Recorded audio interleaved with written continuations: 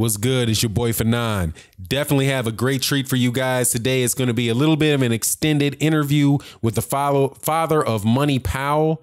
Money Powell is one of the brightest prospects in all of boxing.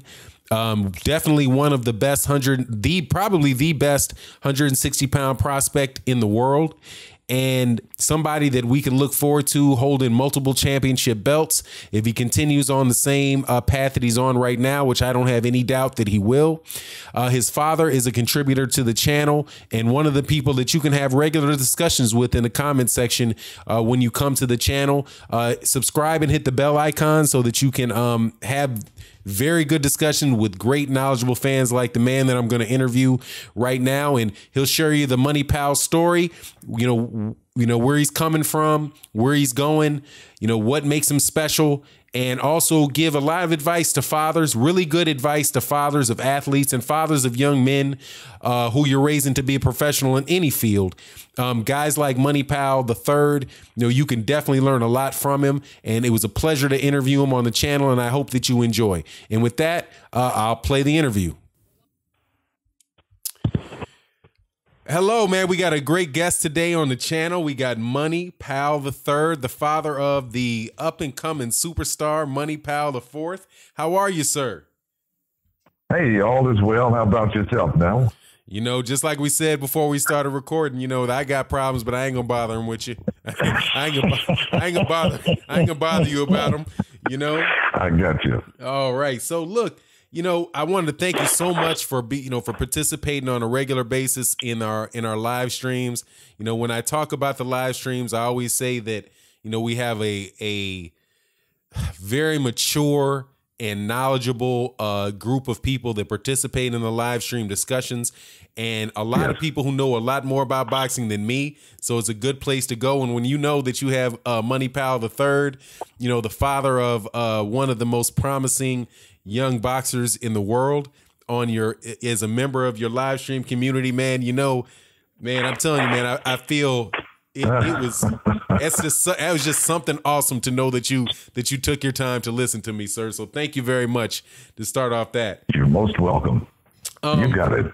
Oh man, I'm telling you, I was really happy about that. Now, let me get into if you could give us a little background, man, you know, your son of course, I think right now he's fighting at, he's fighting at 154 pounds?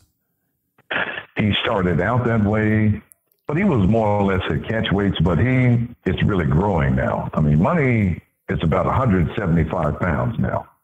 So he comes down to 160 at middleweight. Okay, wow. So you see him ultimately being a middleweight, or do you see him ultimately being a 168 pounder? We'll stick with middleweight for right now. Okay. Good deal. Oh, yeah. Yeah. Well, I mean, at 20 years old, you're still growing into your body. And I love to see. I just watched the last fight that he had out there in France. I watched her this morning. Yes. And he was fighting a guy that was really, really tricky. I mean, I know he's a guy that the guy he fought must have had a pretty decent amateur background. It didn't have a lot of pro fights, but I noticed that he switched from southpaw to orthodox a lot in that fight. And I saw that, I saw your son thinking about it. What are your take on his first few fights that he's had as far as his development? Actually, we're impressed, about what we're seeing with him. But what I really love about my son is his ring IQ and his will to listen. That is hard to beat, in my personal opinion. That is very impressive for a kid his age and the way he goes to the body. And that's a big credit to his coach. Oh, absolutely. Absolutely. That's interesting that you say that, because that's one of the things Floyd Mayweather, in talking about Gervonta Davis, said that what he thought was really important, and that what his father had tried to tell Floyd Mayweather was that you need to be able to listen and understand what people with more experience than you are telling you and try to implement that. And that's right. And I did watch your son on shout out to Dante's Boxing Nation. If you guys haven't checked out his sons working with Roy Jones Jr. on those pads. It was very clear that he was just intensely listening to what Roy Jones Jr. had to say, and he was picking up that stuff fast. I mean, he's real impressive. Roy, now, not meaning to interrupt, but Roy is the reason why Money got into boxing. Really? Yes. Okay, give me the story on that if you don't mind. Okay. Roy Jones is my favorite fighter of all time. It just so happens to be Money's favorite fighter of all time as well. And I used to watch. Money would even, get in front of the TV screen and try to mimic some of Roy's moves. And I had the children boxing back then. He has 2 brothers and 1 sister. And guess what? We made a video called Wild Kids Boxing. And you can actually find it on YouTube. It's a part 1 and part 2 right now to this very day. Wow. Oh, yeah. And I think around about the age of 9, he asked to get some gloves. And he said, "Hey, Dad, I just want to borrow that and go down the street real quick." And I said, "What are you going to do?" "Hey, I just want to go box someone real fast." Well, age means everything to them when they're that young. He boxed some 12-year-old kid, and he broke the kid's tooth. Now, to him, he felt good, but me, I didn't feel so well because I had to pay for that.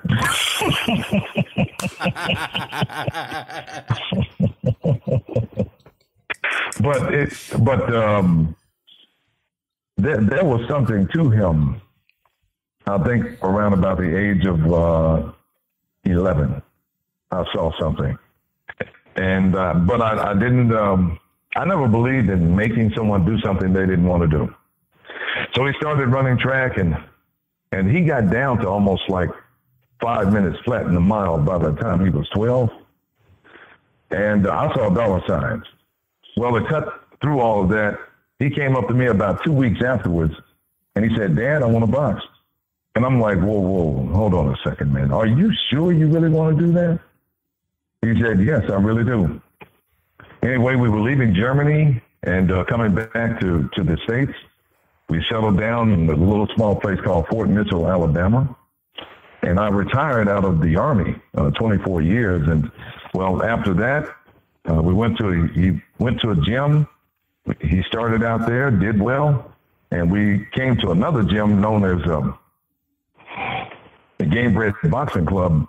And he really exploded with the coach that he's with now, Coach Jason Jones. And here he is now. Wow. Now now Jason Jones is he the paraplegic coach? Yes, he is. Was he in that? I mean, I don't know how to say that. My wife always gets on me when I say things incorrect. Paraplegic. Yeah. Now, was that was that something that he was a situation where when he met, or was that something that happened later? No, it was when we met him. Okay. And it was interesting.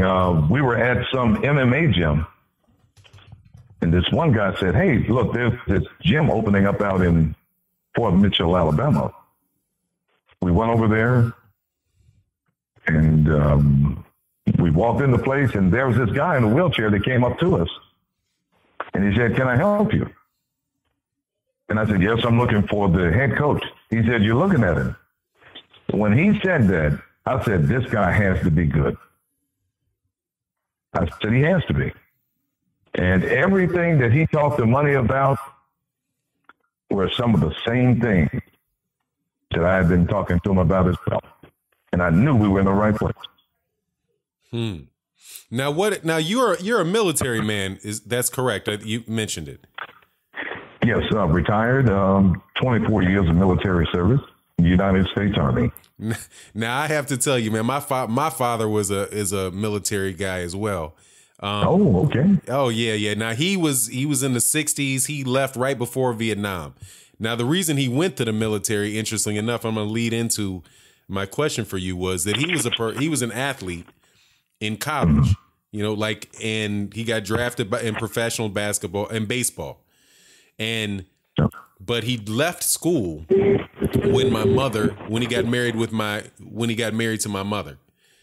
But he said he went to the military, and he said that he had learned, that was the first time in his life that he really learned discipline. And being in the military, after he came back and went back to school, he became a straight A student, went to college and, became a pretty successful guy. Now, what do you think the value of the military and the discipline that you might have learned in the military? Did that translate into how you approached raising your children?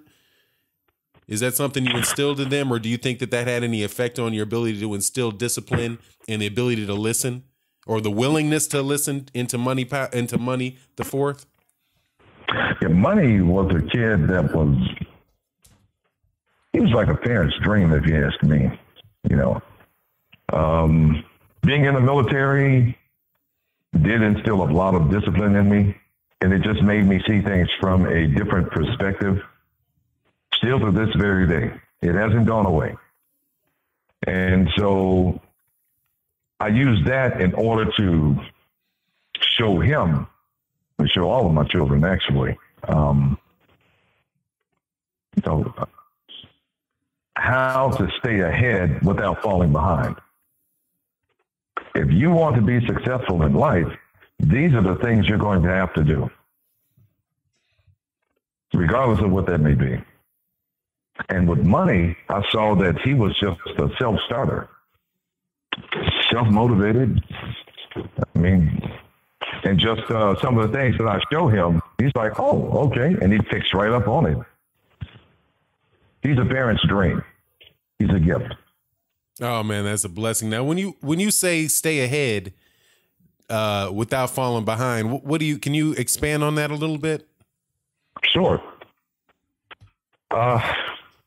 If you have a job to do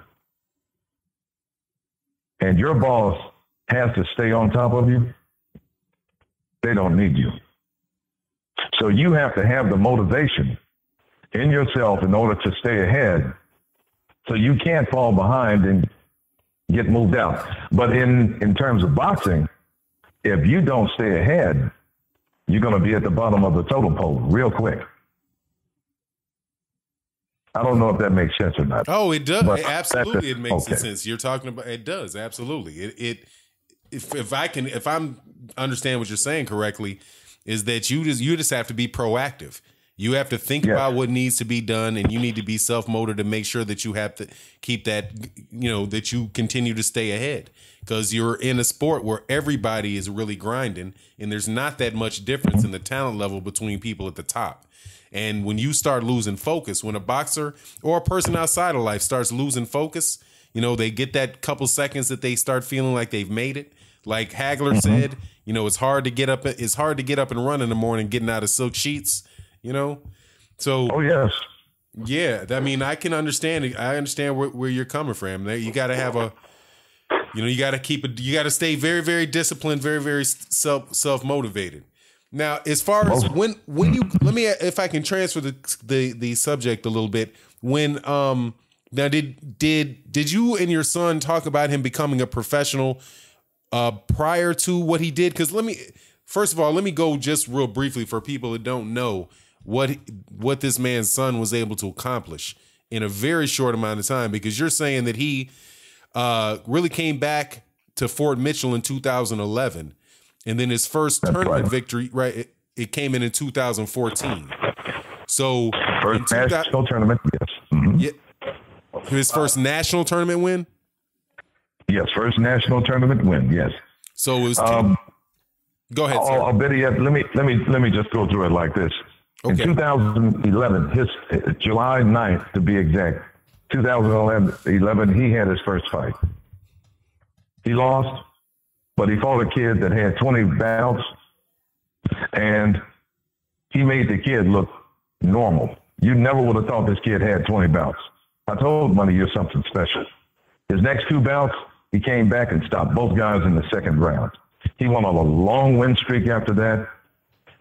He went to the JO Nationals in 2013.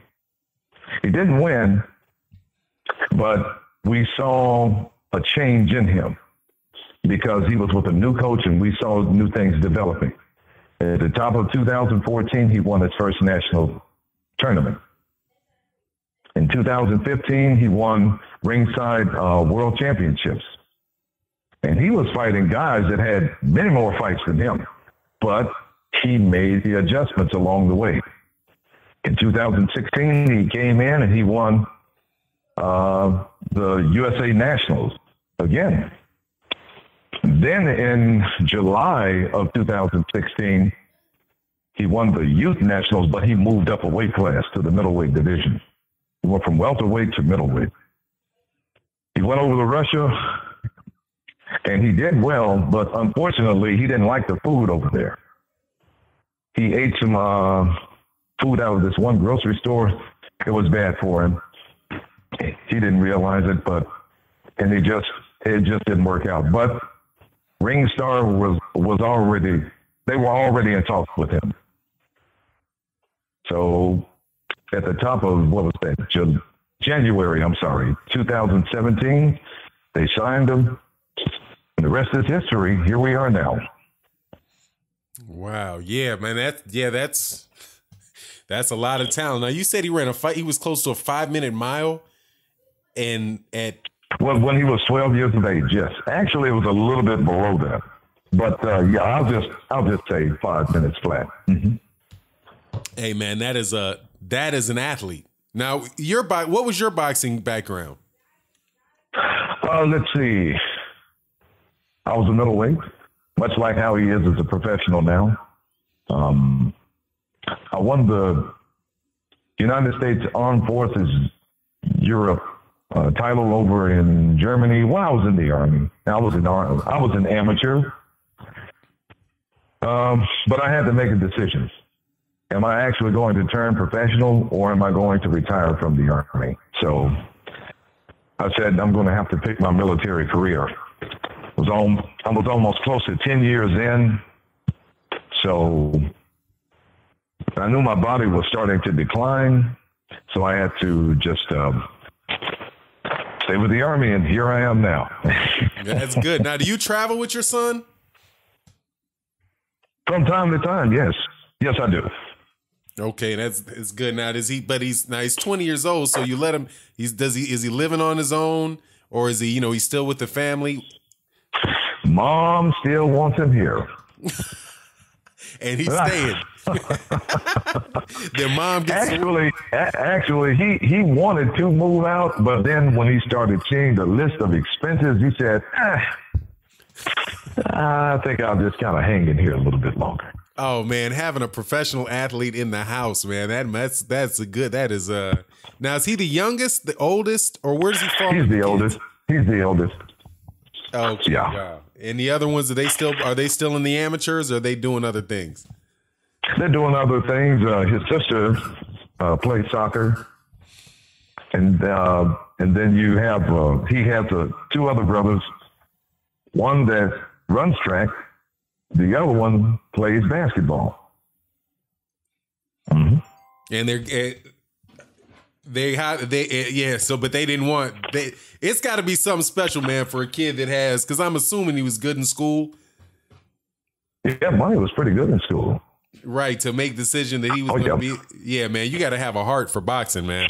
That's you got to have a heart, man. There's some punishment going on into that. But his body attack now. What do you? Go ahead. I'm sorry, sir.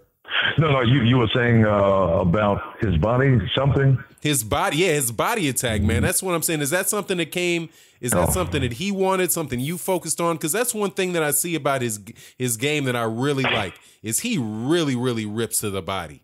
I mean, at this point, from what I've seen, he really does. I mean, he has pretty much all of his shots are power shots. So it seems. Well, I mean, there's always something on it, from what I can see. There's not a lot of tippy tap, not a lot of tippy tap going on with your son. Did he get trained into a professional style? Was that the goal early on, right? Or is that something that you guys, how did that go about?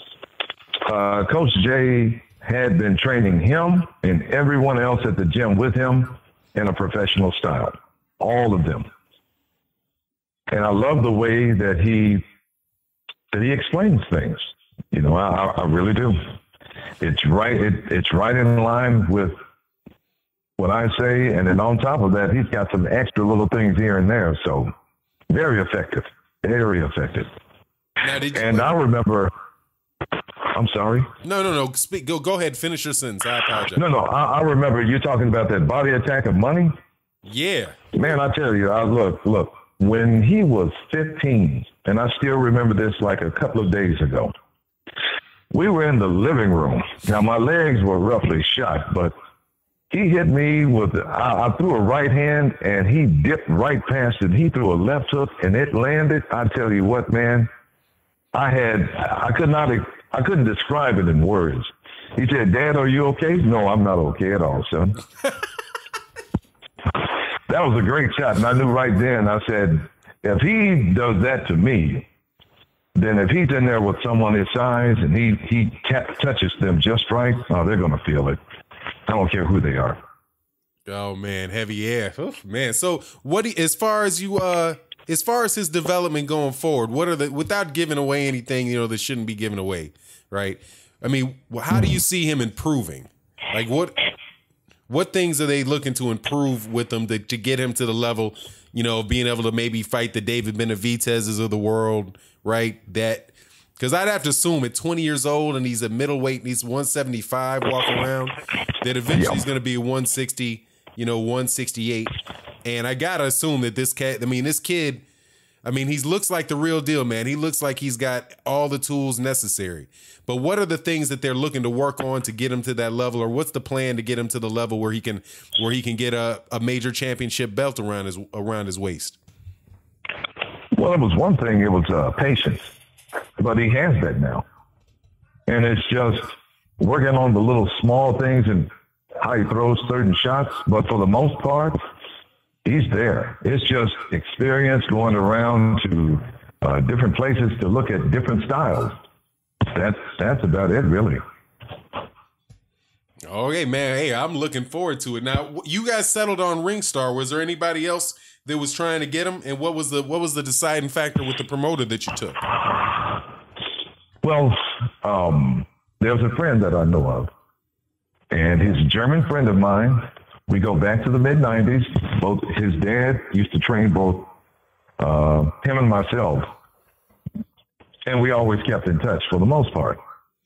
And he had told me about the World Series of Boxing and everything else, but I never, dug off into what he does, the nuts and bolts of what he does. And I just so happened to find out that he was one of the people that worked in AIBA, and I didn't know that. But I told him, I said, hey, look, I'm looking for money to turn professional, because he told me I'm not hanging around for 2020. I said, okay. And that's when my friend had told me, he said, make a highlight video. I want to clarify something. Your son said that he's not hanging around for 2020. That is correct. Okay.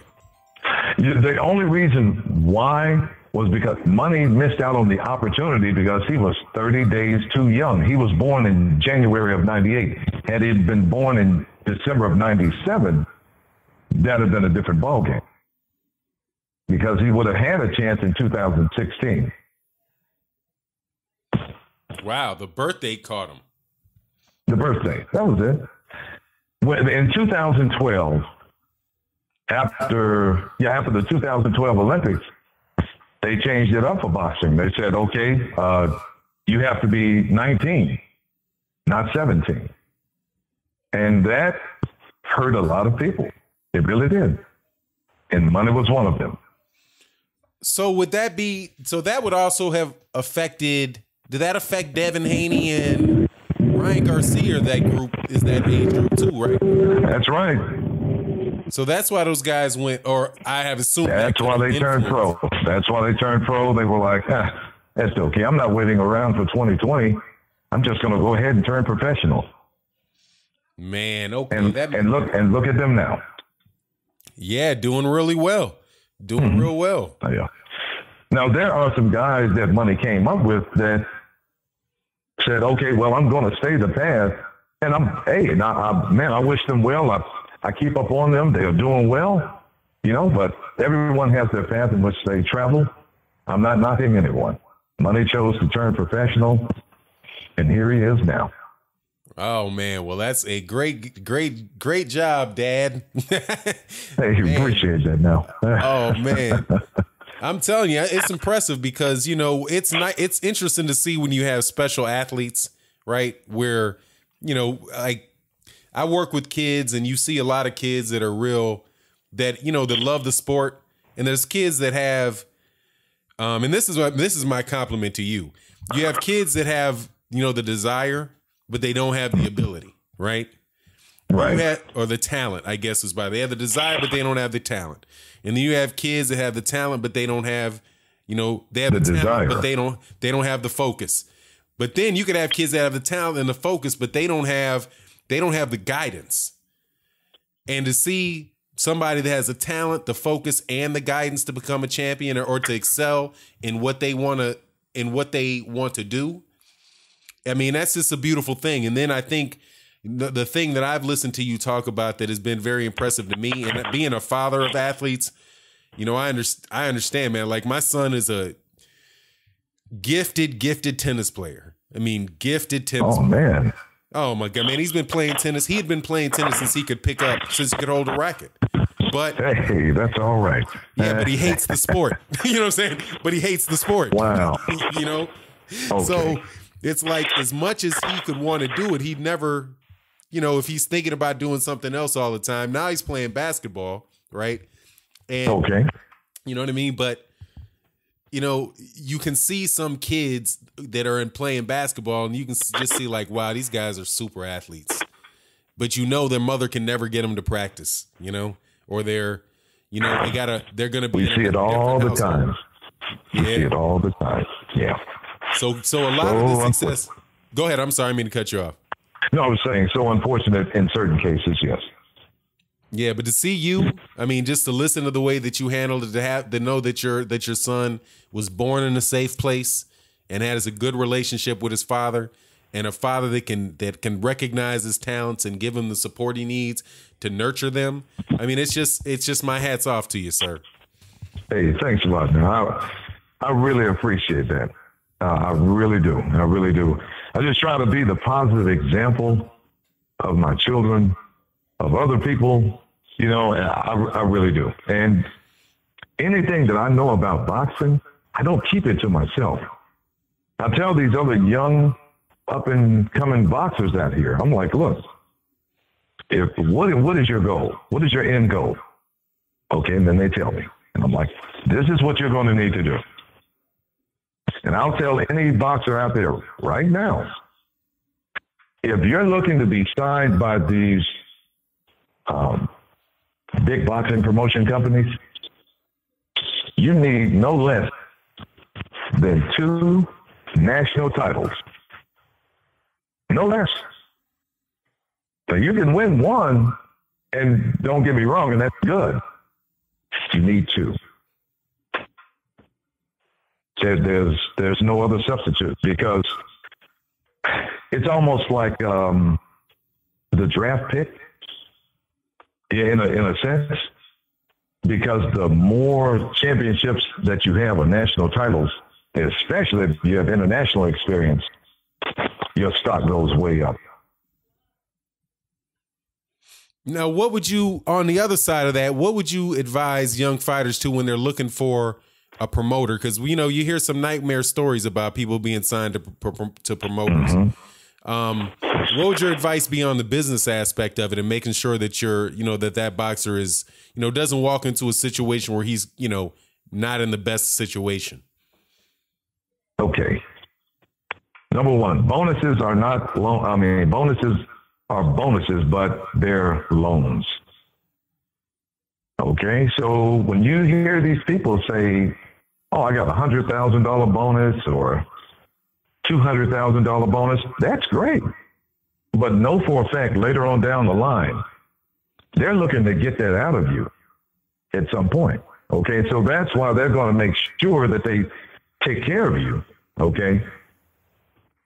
and get those fights to get you to the point where you get some TV time, this, that, and the other, and now they start making that money back off of you. It's an investment on their end.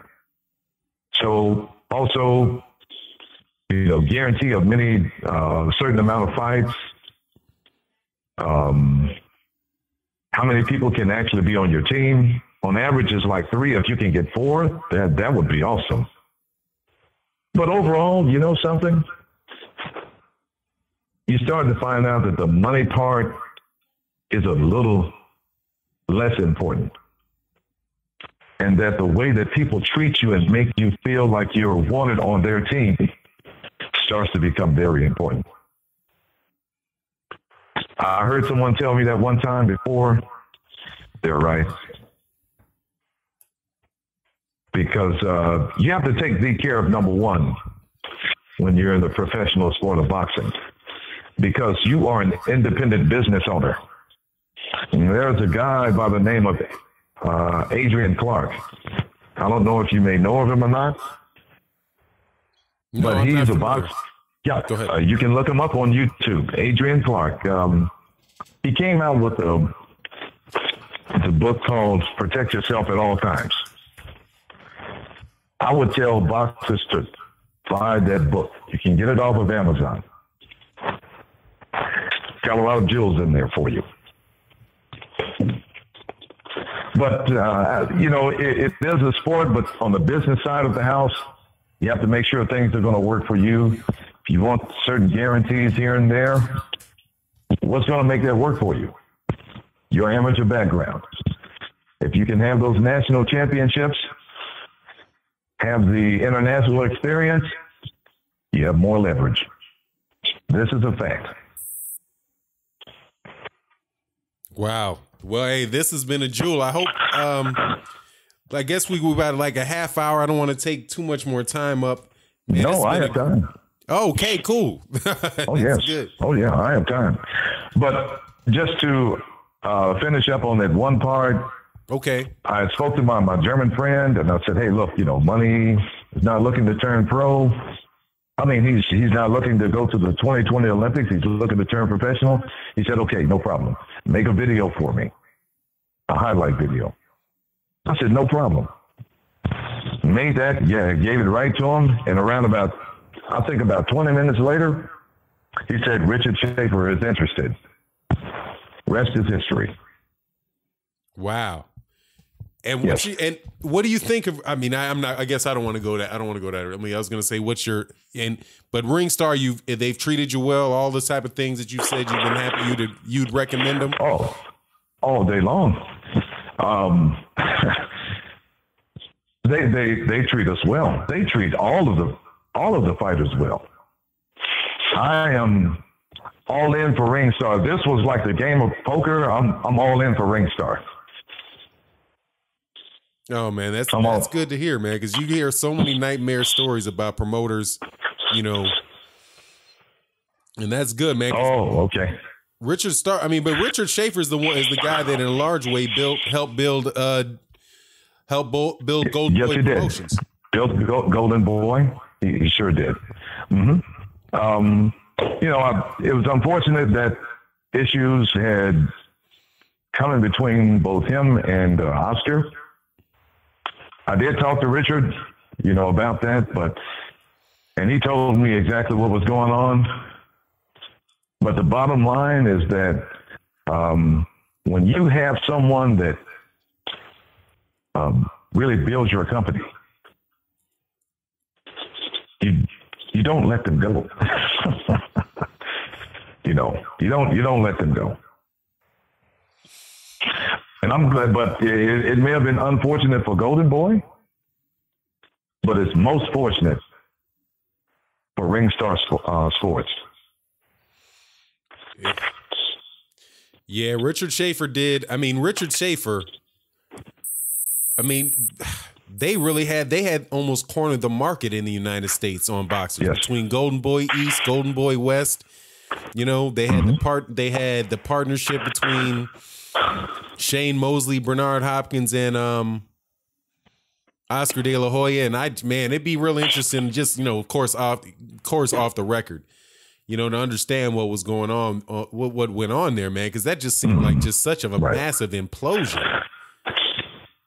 Yeah, it's unfortunate, but you know something, Golden Boy can turn it around if they really wanted to. It's all on Oscar. It's all on him. And I just honestly think that with any promotion company, if you just do the right things to satisfy people and you take care of people, guess what? They're going to take care of you. That's what I learned in the United States Army a long time ago. I don't care what your position is in the United States Army, Navy, Air Force, Marine Corps, the Coast Guard. None of that matters. If you take care of people as a leader, your people will take care of you when you least expect it. This is a fact in life. Can't get around that one.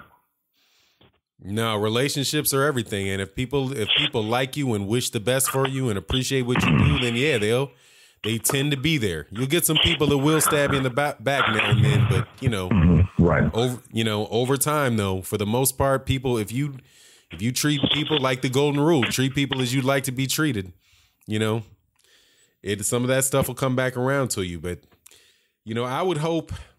I mean, for U.S. boxing, I won't go into Oscar De La Hoya. It's just, I got you. I don't want to sully the conversation. But Richard Schaefer seems to me to be somebody that I've never heard anything bad. I've never heard anything bad about him. No. At least that I can recall. And you're just not. You're not going to hear. As a matter of fact, he just reminds me of like a big brother. He's or like some young kid. He's like that favorite uncle that comes over, has that $1 million smile on his face, makes you feel at home, just takes real good care of you, And he's someone that, you can pick up the phone and he'll talk to you. Hey, what's going on, man? What's happening? How is everything okay? I mean, the guy is truly genuine, and he's a good family man. And to me, I'm just glad that Money was fortunate enough to be signed by them. He's going to take full advantage of this opportunity and go all the way. He's going to go all the way. Well, I am definitely, hoping the best for him, man. And he can't go. And hey, it's hard to go wrong when you got a good father like yourself, sir. Hey, thanks a lot. Now I really appreciate that. Right, hey, that's all right. That means a lot. It really means a lot. It really does. I'm not blowing smoke at you, sir. I mean, that's one of the things that, that I'm always grateful for. I got a son, and like, I don't know, I did it on my live stream. Me and my son had a little confrontation. And after I let him know that, look, man, 12 years old, you can't be doing that. I sat him down and I talked about, I went through the same thing with my father. I called my father. My father said, yeah, I remember when we went through that, and I went through that with my father, But, men raising men is a good thing, man. And so I want to thank you for coming to the channel. Thank you, sir. I hope to see you again on the live stream, and I'd love to do another one of these pretty soon. Maybe on some specific topics. And if you could come to the live stream, we might, just have some good conversations. Now, you're out of, you said you live in, is it Alabama, Georgia, Alabama? Fort Mitchell, Alabama. And literally, I'm like on the Alabama-Georgia state line. If the wind blows hard enough, it can almost change the time zone. Oh, okay. One thing I want to cover with you for sure is the name Money Powell. Now, explain to me the history of the name Money Powell, because my understanding is that your name and your son's name really is Money. It's not a nickname. Can you explain to me the history of that name? That's right. No problem. That goes back to 1894, actually, when Money the First was born. Now, his father, his name was, they nicknamed him Papa Joe. He was a farmer. He was Choctaw. And he was down in this little small place in Louisiana. And he named each one of his sons, the ones that I'm familiar with, based on the season of crops. So his first son's name was Money. The next son's name is Silver. The next one is Greenaway, and the last one is Ledger. So my grandfather, Money the First, he was allergic to hard work. Now, you remember that one old blues song called Hole in the Wall? Oh, no. Tell me about it. Okay. There's a blues song called Hole in the Wall. Just look it up. Just look up the blues song. I'll leave it like that. But I always wondered, why did I like that song so much as a young child?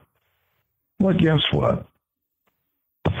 There was a plantation called Hole in the Wall. It was in Louisiana. And my grandfather, Money the First, actually worked on this plantation back then. What part of Louisiana was that? I'd have to go back and look at that certificate. But you said Choctaw. It's on his. He was Choctaw. Mm-hmm. All right, there's a lot of them Creole folk down there that are Choctaw. My wife's Choctaw. Now, he was in Waterproof, this little place called Waterproof, Louisiana. Mm-hmm. Wow. But I forgot exactly where that place called Hole in the Wall, that plantation, that's where he worked for a little while. He didn't like it, so he left, and he came to Vicksburg, Mississippi, became a prominent showboat gambler. And he had a couple of candy stores and a nightclub. Businessman early on. Yeah, he was a businessman early on. Now, he was allergic to hard work, from what my dad had told me. So he tried to make some easy work. Oh, yes. He loved. And anyway, he met his wife, my grandmother, in a pool hall, and both of them were good at playing pool. And they hooked up. They got together. Mm-hmm. Oh. So my father came along, and I remember right before my grandfather had passed, he had my dad to go over to this big chest, his footlocker, and he opened it up, and he got out this old mason jar with a white sock in it, and he pulled out 5 crisp $1,000 bills at the time. And he gave it to my dad, and he said, "Take care of your family." And about a couple of weeks later, he had passed away. So, but here we are today. We have my dad, who is in Mississippi, and have myself and my son. Money the Fourth. The original Money team. Yeah. Hey, I like that, man. That's all right. I never thought about that. That's all right. That's the original Money team, man. Oh, thank you, sir. That is crazy. That's wild. Yeah, you got it now. All right, sir. Thank you so much for taking the time. You're most welcome. You take it easy.